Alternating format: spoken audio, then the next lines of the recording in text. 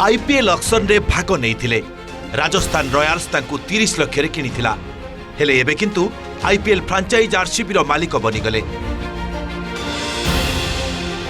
दर्शक बंधु भाग्य केतेबेले काहाकू केउठी नै छिड़ा कराए ताहा कहिबा मुश्किल। समान किछि घटिछि आर्यमान बिर्लांक सह।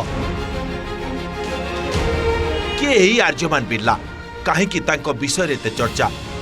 दिने से मध्य क्रिकेट खेलुथिले, आईपीएल ऑक्शन रे निजकू किनिबा पई ना देउथिले। विश्वर अन्यतम श्रेष्ठ क्रिकेट लीग आईपीएल रे मध्य तांकू किना जाइथिला। बेन स्टोक्स और जोस बटलर को भली खेलाड़ींक सह से ड्रेसिंग रूम मध्य शेयर करिथिले।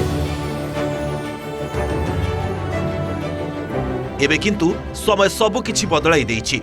एबे से आईपीएल रो defending champion Royal Challengers Bengaluru बा आरसीबी रो अध्यक्ष बा मालिक बनि जाइछन्ति। आर्यमान बिर्ला हेउछन्ति आदित्य बिर्ला ग्रुप रो अध्यक्ष कुमार मंगलम बिर्लांक पुओ। 28 वर्षीय आर्यमान जने पूर्वतन क्रिकेटर। से मध्य प्रदेश पाई घरोई क्रिकेट खेलुथिले। आरसीबी रो अधिनायक रजत पाटीदार और भेंकटेश आयर को भली खेलाड़ींक सहित से ड्रेसिंग रूम मध्य शेयर करिथिले। आदित्य बिर्ला ग्रुप रो गोटे कंपनी समूह आईपीएल फ्रांचाइज आरसीबी को रेकर्ड 16,000 रु अधिक कोटी टंका रे किनिछि।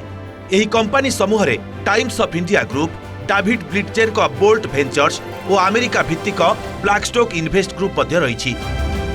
आरसीबी रो 100% अंशधन एबे आदित्य बिर्ला ग्रुप नेतृत्वाधीन कंपनी समूह पाखकु चली आसीछि। उभय पुरुष और महिला टीम रो मालिकाना आदित्य बिर्ला ग्रुप हासिल करिछि। बामहाती आर्यमान मध्य प्रदेश पाई 9टी प्रथम श्रेणी क्रिकेट खेली 414 रन करिसेंति। बेंगल विपक्ष मैच रे तांको बैट रु शतक मध्य बाहरितिला। 2018 आईपीएल रो मेगा ऑक्शन रे आर्यमान निज ना पंजीकरण करिथिले। तांको राजस्थान रॉयल्स 30 लाख टंका देई मध्य किनिथिला। किंतु फ्रांचाइज पाई से गोटिए भी मैच खेलिबाकू सुजोग पाई नथिले। परवर्ती समय रे से आउ खेलिबाकू आग्रह प्रकाश करि नथिले। परे क्रिकेट रु दूरेई जाई पारिवारिक व्यवसाय रो दायित्व संभाळिथिले।